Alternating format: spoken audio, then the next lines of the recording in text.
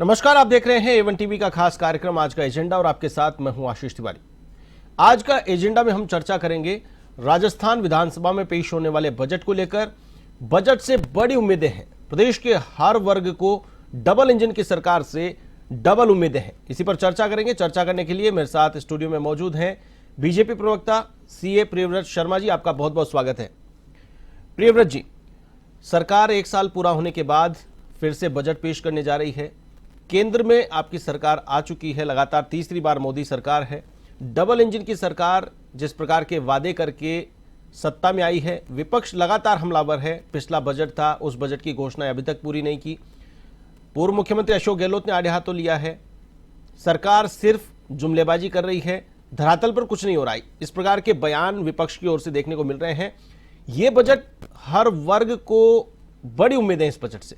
प्रियव्रत जी, देखिए आशीष जी, हमारी सरकार को एक साल हुआ है और आदरणीय मुख्यमंत्री जी ने जैसे ही मुख्यमंत्री पद की शपथ ली उसी दिन से वो एक्शन मोड में आ गए थे और उनको समझ में भी आ गया था कि उनको करना क्या है और उसी पैटर्न पे वो काम भी कर रहे हैं। पिछले एक साल के अंदर एक साल काम अनेक, हमने एक प्रोग्राम भी किया, उसके अंदर सारे काम हमने गिनाए हैं कि 365 दिन में सरकार का पूरा चार्ट क्या है। दूसरा, रही बात बजट की, लास्ट ईयर जो बजट आया था वो बजट के अंदर जितने भी चीज़ें थी सारी योजनाएं धरातल पर उतरी है। लास्ट ईयर 5.5 लाख करोड़ का बजट था। अब हमारे राजस्थान में प्रॉब्लम क्या हुई कि जो पिछली 5 साल सरकार कांग्रेस की रही उसको भी मैं बताना चाहूँगा कि उनकी कमियाँ क्या थी। जब हमने सरकार ली उनसे, जब 17 में छोड़ी थी तो 37,000 रुपये पर पर्सन अपना कर्जा था, और जब अभी ली है 24 में तब हमारे पास जो कर्जा उन्होंने दिया वो 70,000 से ऊपर का था पर पर्सन। तो जो खजाना खाली करके दिया, लेकिन कोई बात नहीं, जैसा भी उन्होंने दिया है कि उनके पास काम यही है, हमेशा से उनकी ऐसी हिस्ट्री रही है। फिर भी हमने सकारात्मकता के साथ बजट को बनाया और पूरा एलोकेशन करके कि कैसे हम सरकार की इंफ्रास्ट्रक्चर को, प्रदेश की इंफ्रास्ट्रक्चर की स्थिति को कैसे सुधार सके। क्योंकि हमारे यहाँ पे बजट में आप भी देखते हैं, सभी को पता है जो बजट को पढ़ते हैं, कि 100 रुपये की यदि कोई आय है तो उस 100 रुपये के अंदर 11 रुपये ही हमारा जीएसटी से आता है, 4 रुपये हमारा वैट से आता है, 3 रुपये स्टाम्प ड्यूटी, यानी जो हमारी बेसिक इनकम है वो 16 रुपये है। 16 रुपये हमारा सेंट्रल से टैक्स का एलोकेशन आता है। तो 32 रुपये के अंदर हमें काम चलाना है। 54 रुपये हमारा रिपेमेंट में चला जाता है, उसके लिए भी हम लोन ले लेते हैं। तो ये जो स्थिति राज्य की बना के रखी थी उसको कैसे सुधारा जाए, तो उन्होंने आते ही राइजिंग राजस्थान किया। सरकारें क्या करती है, लास्ट में खाना पूर्ति करने के लिए लास्ट ईयर में 5 साल के अंतिम चरण में ऐसा कोई वो करती है, लेकिन इन्होंने कि पहले ही साल में करें, जिससे कि 4 साल में उन सबको धरातल में उतार के राज्य की वित्तीय स्थिति को, राज्य की इंफ्रास्ट्रक्चर की स्थिति को, हर तरीके से राज्य को कैसे अव्वल बनाना है। तो उन्होंने आते ही राइजिंग राजस्थान किया, 35 लाख करोड़ के एमओयू किए, 10 लाख करोड़ के एमओयू धरातल पर आने को तैयार है। क्योंकि समझ में आ गया कि भाई जब तक हमारा जीएसटी से राजस्व जो बेसिक जरूरत है, जो बेसिक सोर्स है हमारा रेवेन्यू का, वो डेवलप नहीं होगा तब तक हमारे राज्य का विकास हम नहीं कर सकते। खर्चा करना तो ठीक है, लेकिन उसके लिए आय भी चाहिए, दोनों रिलेटिव पार्ट है एक दूसरे के। तो इसीलिए इंडस्ट्रियलाइजेशन जरूरी है। इंडस्ट्रियलाइजेशन के लिए राइजिंग राजस्थान किया, और जिस तरीके से इन्होंने राइजिंग राजस्थान आदरणीय मुख्यमंत्री जी के नेतृत्व में हुआ वो वाकई एक इतिहास है, और वो सब धरातल पे आएगा। क्योंकि 4 साल मुख्यमंत्री जी को जवाब देना है उसके बारे में, तो उन्होंने अपनी पूरी एक तरीके से पारदर्शिता और ईमानदारी दिखाई कि पहले ही साल से मुझे काम करना है, और पहले ही साल से उन्होंने ऐसा काम किया, वो धरातल पे आएगा। और ये बजट के अंदर भी वही योजनाएं जो अंतिम व्यक्ति तक कैसे लाभ पहुंचे, हमारा एक मूल मंत्र भी है हर कार्यकर्ता का, पार्टी का, वो तो रहेगा ही रहेगा। लेकिन हम आय के साधनों को कैसे बढ़ाएं जिससे कि इंफ्रास्ट्रक्चर में डेवलपमेंट हो, और खर्चा कैपेक्स में कैसे ज्यादा हो जिससे कि राज्य की संपदा बढ़े, और संपदा से ही इनकम आनी शुरू हो अगले 50 साल में। बिल्कुल प्रियव्रत जी, जिस प्रकार से आपने कहा कि राज्य की किस प्रकार से आमदनी बढ़े, प्रदेश में आवक कैसे बढ़े, बीजेपी सरकार का एक नैरेटिव सेट किया विपक्ष ने कि सत्ता में आने के बाद बीजेपी सिर्फ गरीब से पैसा निकाल करके जेब भरने का काम कर रही है, बांटने के नाम पर। अगर देखा जाए तो पिछली सरकार गहलोत सरकार थी, मुफ्त में मोबाइल बांटने की घोषणा की हो, मुफ्त में ये मिलेगा वो मिलेगा, इतनी सारी योजनाएं आपको मुफ्त में मिलेगी या फिर सब्सिडाइज में मिलेगी। तो यहाँ सबसे बड़ा डिफरेंस अगर देखा जाए, आपने कही कि दीर्घकालिक सोच को लेकर के प्रदेश को सुदृढ़ बनाना है, सक्षम बनाना है, तब जाकर के हम कुछ कर पाएंगे। 5 साल का समय है, 5 साल के बाद में सरकार आपकी रिपीट होती है या फिर जाती है, दूसरी सरकार आती है।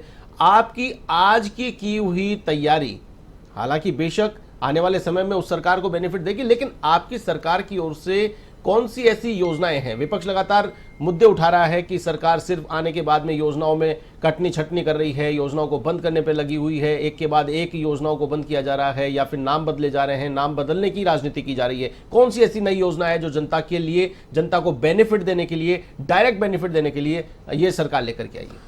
देखिए, हमारे यहाँ पहली तो ऐसे कोई कल्चर हमारे यहाँ रहा नहीं कभी भी कि हमने किसी योजना को बंद किया हो। जो जनहित की योजना है और जो सही है उसको हमेशा चालू रखा, बल्कि और उसको अच्छे तरीके से मॉडिफाई करके उसको लोगों के फायदे के लिए उतारा। आप बोलते हैं कि हमने क्या किया। आप 10 साल का 4 से 14 में कांग्रेस का शासन था और हमारा 14 से 24 में मानते हैं कि हमारा था, सेंटर की गवर्नमेंट की तरफ से देखते हैं तो उसमें भी राजस्थान को मिला। आप देखिए, कर जो राजस्व में सेंटर के अंदर हमारा कर की भागीदारी थी वो 10,000 करोड़ का एवरेज था 4 से 14 का, जो अब इस साल में 85,000 करोड़ रुपए इस साल का हो गया, जो कि 1 लाख करोड़ रुपए पूरे 10 साल में मिला।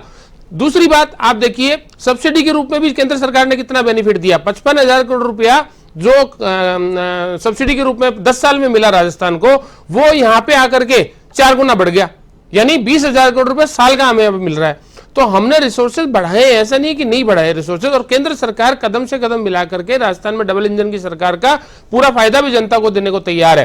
राजस्थान अभी हमारे जो प्रदेश अध्यक्ष जी हैं मदन जी राठौड़, राज्यसभा में मुद्दा उठाया, आपने भी सुना होगा। 111 करोड़ रुपए की योजनाएं इन्होंने उठाई नहीं जनता के लिए, प्रधानमंत्री आवास योजना की। क्यों नहीं उठाई भाई? राज्य के गरीब लोगों को मकान मिलते। तो द्वेषपूर्ण भावना से काम करना इनकी फितरत है, हमारे यहाँ कुछ नहीं। और उन्होंने अब बोल दिया, जो स्वतंत्र प्रभार जो मंत्री हैं उन्होंने बोल दिया यादव जी ने कि भी ठीक है, इस योजना को हम वापस पैसा रिलीज करेंगे और वो जनता को मिलेगा। तो हमारे यहाँ पे पूरे के पूरे सेंट्रल गवर्नमेंट की जितना भी पैसा है, योजनाएं हैं, उनको भी राज्य सरकार धरातल पर उतारेगी जनता के हितों के लिए, और खुद भी जितना प्रयास करके जिन पैसों को मोबिलाइज करके जितना पैसा आ सकता है उसको बेस्ट यूटिलाइजेशन कैसे किया जाए। और इंफ्रास्ट्रक्चर को डेवलपमेंट किए बिना देखो प्रोग्रेस नहीं हो सकती। आज कोई भी कंपनी चलती है तो उसका बेसिक रेवेन्यू है ना, वो इंपॉर्टेंट है। हमारा बेसिक रेवेन्यू केवल 30% है, उसके हम 50% तक कैसे लेके जाएंगे, वो उसके लिए भले ही आप लोन लो, लोन में बुराई नहीं है, लेकिन वो लोन इंफ्रास्ट्रक्चर में जाए, वो संपदा के अंदर जाए, जिससे कि पूंजीगत खर्चे हो और एक कैपिटल क्रिएट हो गवर्नमेंट की, जिससे कि आगे आने वाले सालों में उसका फायदा मिले। फायदा तो राजस्थान को ही मिलने वाला है। और ये आप भूल जाइए कि अभी कांग्रेस आने वाली है, कांग्रेस को लोगों ने सिरे से नकार दिया है। अब तो ये जस्ट जीरो चेक वाली पॉलिसी ये रहने वाली है कई सालों तक, और हम वाकई में राजस्थान को नंबर 1 प्रदेश बनाएंगे आने वाले टाइम।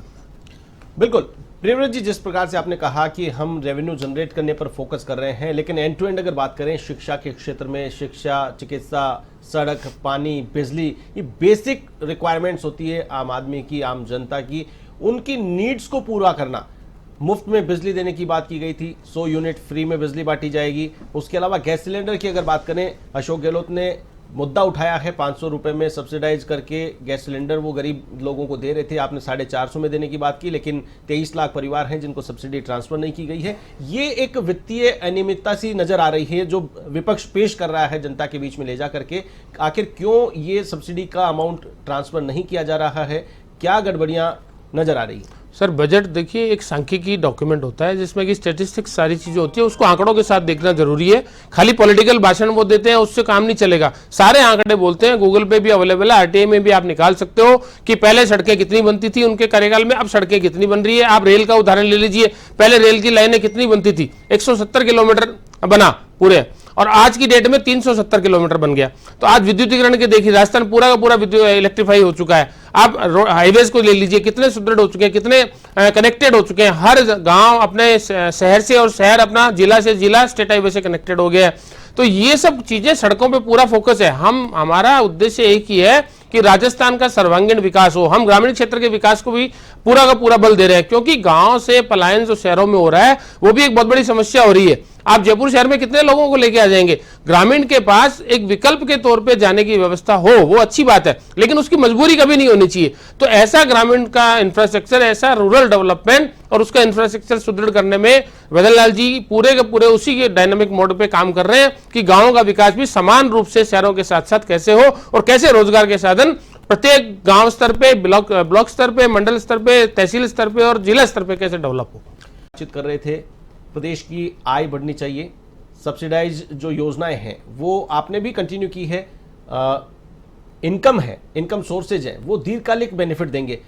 अशोक गहलोत जी ने अभी रिसेंटली एक और टीएसपी एरिया के फंड को लेकर के भजनलाल सरकार ने पिछले बजट में 500 करोड़ के बजट को 1500 करोड़ कर दिया, लेकिन फंड रिलीज नहीं किया गया। इसको लेकर के भी तंज कसा है उन्होंने। देखिए उन्होंने क्या बोला है वो तो मैं डिटेल में अभी चेक कर लूंगा, लेकिन ऐसा कोई भजनलाल जी की सरकार में हमारी 1 साल के अंदर ऐसा कोई नहीं है कि भाई जो बोला गया वो नहीं किया गया, क्योंकि हमने वही बोला जो हम कर सकते थे। जो हमारे घोषणा पत्र में भी हमने वही बोला जो हम कर सकते थे और डिलीवर कर सकते थे, और वो डिलीवर करने के लिए 1 साल में हमने कितने काम गिनाए हैं, पूरी लिस्ट है, पूरा सारे डेटा आपने गूगल पे गवर्नमेंट की वेबसाइट के ऊपर अवेलेबल है। लेकिन जो हमारी इच्छा शक्ति है, जो हमारी नीयत है, वो हमने घोषणा पत्र में की, और घोषणा पत्र को हूबहू बजट के माध्यम से धरातल पे उतारने का काम हम 100% करेंगे। और उस मुद्दे पर यदि आंकड़ों के साथ बात करनी होगी तो मैं किसी से भी बात करने के लिए तैयार हूं। बिल्कुल।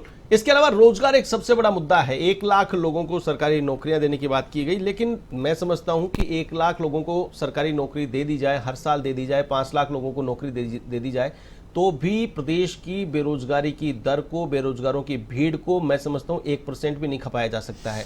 बाकी बेरोजगार जो युवा हैं, उनके लिए रोजगार सृजन के लिए सरकार को सोचना होगा। उनके लिए क्या सरकार कर सकती है? बिल्कुल सही है। भारत एक युवा देश है और युवा शक्ति यहाँ पे यहाँ की एक कैपिटल है। और देखिए अपन सब जानते हैं, युवा भी जानते हैं कि इतने बड़े देश के अंदर सबको सरकारी नौकरियां नहीं मिल सकती, लेकिन नौकरी, जैसे आदरणीय प्रधानमंत्री जी ने भी बोला कि ये देश नौकरी देने वाला क्यों नहीं बन सकता, यहाँ का युवा नौकरी देने वाला क्यों नहीं बन सकता। इसके लिए उन्होंने कितनी मुद्रा योजना दी, एसएमई के अंदर की, अभी कोलेटरल फ्री उन्होंने लोन 5 करोड़ से 10 करोड़ कर दिया, स्टार्टअप के लिए भी 10 करोड़ रुपए तक की फंडिंग दे दी बिना कोलेटरल के। तो जो सरकार कर सकती है, एक एनवायरमेंट क्रिएट कर सकती है। एनवायरमेंट के अंदर वित्तीय सुविधा प्रदान करना, सड़क की सुविधा, बिजली की सुविधा, पानी की सुविधा, और बाकी ईज ऑफ डूइंग बिजनेस और मिनिमम गवर्नेंस और मैक्सिमम गवर्नेंस। तो गवर्नमेंट कम से कम कैसे हो, मतलब एक ही सिंगल विंडो सिस्टम में हमने कर दिया। रिप्स के अंदर कितने सारी अभी पॉलिसी आई है, उसमें हमने बेनिफिट दे दिया। इंटरेस्ट की सब्सिडी भी सरकार दे रही है। तो हर तरीके से उद्योगों के प्रोत्साहन के लिए सरकार दे रही है, और नए युवा आ भी रहे हैं। मैं तो चाड़ागांव मुझे पता है कि कितने यंगस्टर्स अभी बिजनेस की तरफ डाइवर्ट हो रहे हैं और वो कितने रोजगार लोगों को दे रहे हैं। और जयपुर शहर अभी आईटी के रूप में भी बहुत बड़ा, आईटी और बीपीओ के लिए बहुत बड़ा बन के उभर रहा है। आपको भी पता होगा कितने आईटी बीपीओ डेली खुल रहे हैं यहाँ पे। तो यहाँ पे रोजगार की साधन उपलब्ध करवाना सरकार की प्राथमिकता है, और एक ऐसा माहौल क्रिएट करना जहां की लॉ एंड ऑर्डर बढ़िया है। तो व्यापारी को लॉ एंड ऑर्डर अच्छा चाहिए, इंफ्रास्ट्रक्चर चाहिए, वो हमारी सरकार अब उसके ऊपर फोकस कर रही है। बिल्कुल। इसके अलावा सबसे बड़ा भूभाग राजस्थान का है, और राजस्थान मरुधरा, जहां पर पानी की सबसे बड़ी कमी है। अगर पानी की कमी को दूर कर दिया जाए तो किसान भी खुशहाल होगा। किसानों को सिंचाई का पानी चाहिए। कृषि के क्षेत्र में सरकार को कोई ठोस कदम कुछ ऐसा बजट में करना चाहिए कि जिससे कि आज बंजर पड़ी भूमि पर कुछ भी वो पैदावार कर सके।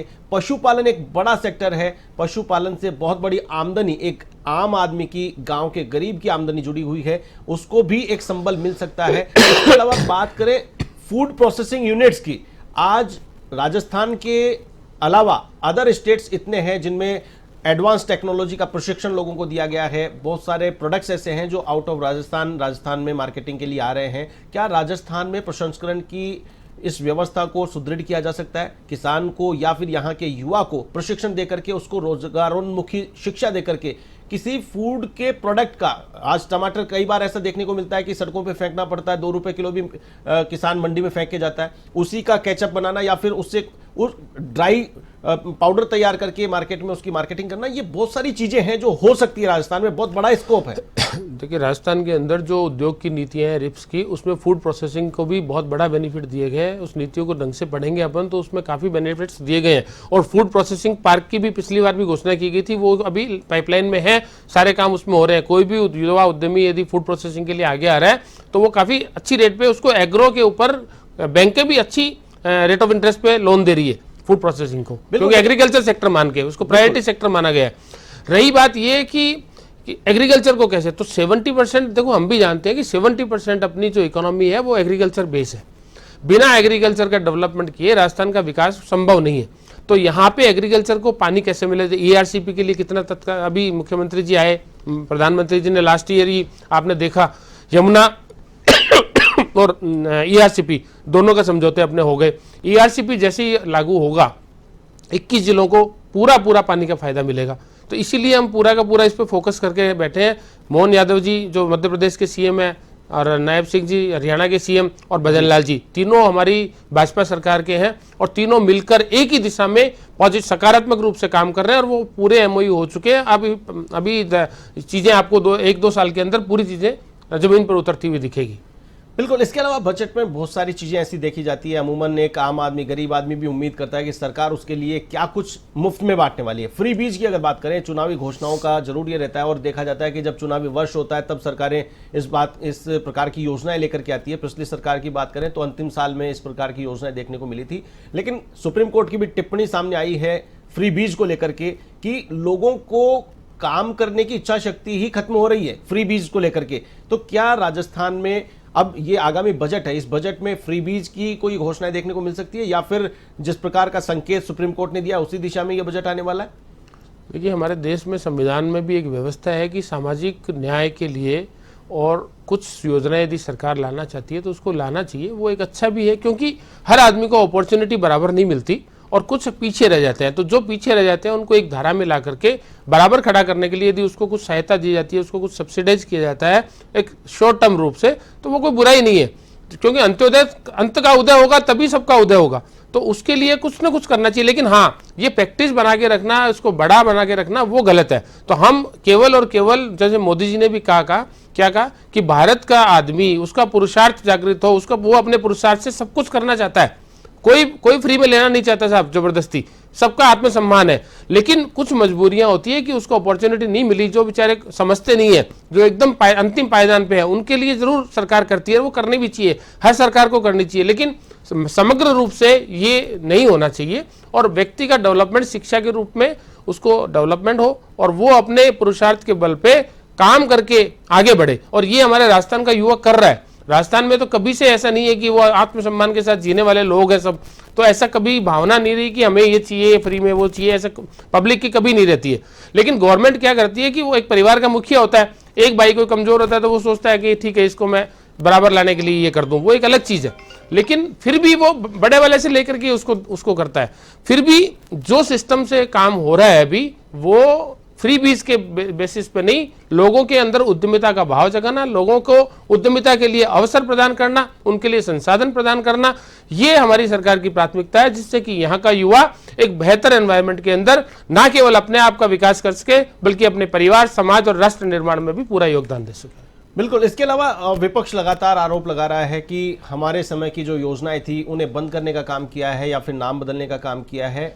भजनलाल सरकार ने ऐसी कोई भी योजना नई लॉन्च नहीं की है जिसको वो गिना सके कि हमने ये जनता को डायरेक्ट बेनिफिट देने के लिए नई योजना लॉन्च की है। तो क्या इस बजट में इस प्रकार की योजना देखने को मिल सकती है? क्योंकि लगातार मुखर है विपक्ष, जिले कम कर दिए, संभाग कम कर दिए, स्कूलें बंद कर दी। भजनलाल सरकार एक के बाद एक कटौती पे कटौती करती जा रही है, कुछ जनता को देने की नहीं सोच रही है।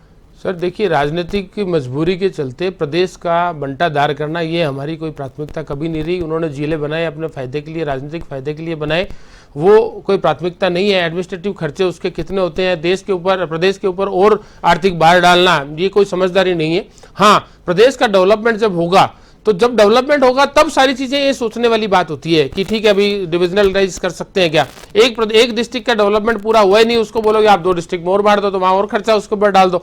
बेसिकली यहाँ पे जरूरत क्या है कि गांव-गांव में विकास हो, एक एनवायरनमेंट मिले, इंफ्रास्ट्रक्चर मिले और व्यापार को, इंडस्ट्री को बढ़ावा मिले। आज राजस्थान के लोग बाहर जाके बिजनेस कर रहे हैं। राजस्थान के अंदर क्या कैपेबिलिटी तो बहुत है, जहां देखो राजस्थानी मिलेंगे, लेकिन राजस्थान में वो क्यों नहीं कर पा रहे? क्योंकि यहाँ की इंफ्रास्ट्रक्चर का प्रॉब्लम है। बिजली, पानी, सड़क, मूलभूत सुविधाएं यहाँ पे इतने सालों में नहीं हो पाई। इसके लिए केंद्र सरकार पूरी कर रही है। 46,000 करोड़ रुपए मोदी जी ने अक्टूबर 24 में अनाउंस किए हैं, जिसमें 31 योजनाएं पूरी धरातल पर आ चुकी है। तो ये सब काम सेंट्रल गवर्नमेंट के साथ मिलकर हमारी सरकार, राजस्थान की सरकार पूरे तन्मयता के साथ कर रही है और एक मतलब दोनों की एक तरीके से लिंक बना करके दोनों का फायदा कैसे मिले। कांग्रेस ने तो, मैं बता रहा हूं, प्रधानमंत्री आवास योजना के 111 करोड़ रुपए तक नहीं उठाए सेंट्रल गवर्नमेंट के। इससे ज्यादा गरीब के साथ क्या कुठाराघात करेगी वो। तो हमारी ऐसी कोई मंशा नहीं, हमारी ये मंशा है कि कोई भी पॉलिसी वो बने जो अंतिम व्यक्ति तक वास्तव में जाए। जो हमारी 343 योजनाएं आप केंद्र सरकार की देख लीजिए उठा करके, डीबीटी के माध्यम से डायरेक्ट लाभार्थी को पैसा पहुंच रहा है या उसको लाभ पहुंच रहा है। तो तरीका ये नहीं कि एक दिखा दिया खाली और बांटा दिया कुछ भी नहीं, ऐसा नहीं। हमें जो करना है वो हम करके देंगे और उसको डिलीवर करके देंगे और वो फायदा अंतिम व्यक्ति तक, वो लाभार्थी सामने खड़ा दिखेगा कि हाँ मुझे इस सरकार का ये फायदा मिला। ठीक है, अंत में चलते चलते मैं आपसे जानना चाहूंगा कि बजट को लेकर के सरकार ने रायशुमारी भी की है, इनपुट्स लिए हैं, अलग अलग सेक्टर के लोगों से राय ली है, आप भी प्रोफेशनल हैं, सीए हैं, आपसे भी इनपुट लिए गए हैं। ये अब की बार का बजट सरकार किस दिशा में लेकर के आने वाली है? इस बजट से क्या प्रदेश आत्मनिर्भर बन जाएगा? क्या प्रदेश के युवाओं को रोजगार मिल जाएगा? क्या महंगाई पर लगाम लग जाएगी? इस बजट से उम्मीदें बहुत हैं। 1 मिनट में।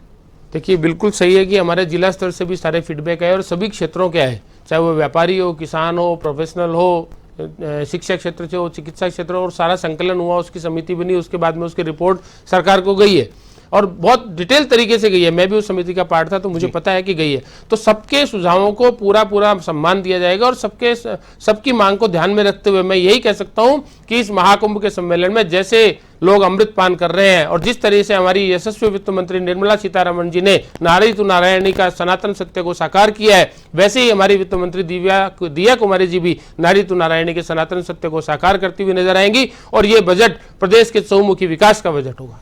चलिए, बहुत बहुत शुक्रिया सीए प्रियव्रत शर्मा जी, बीजेपी प्रवक्ता, आपने अपना अमूल्य समय दिया और ये जितनी भी बातें बजट को लेकर आपने रखी, उम्मीद करते हैं कि यह बजट जनता के लिए एक मील का पत्थर साबित होगा, राजस्थान को समृद्ध करेगा और राजस्थान के युवाओं के लिए रोजगार लेकर के आएगा, महंगाई में कमी आएगी और प्रदेश खुशहाल होगा। आज का एजेंडा में फिलहाल के लिए बस इतना ही। मुझे दीजिए इजाजत। नमस्कार।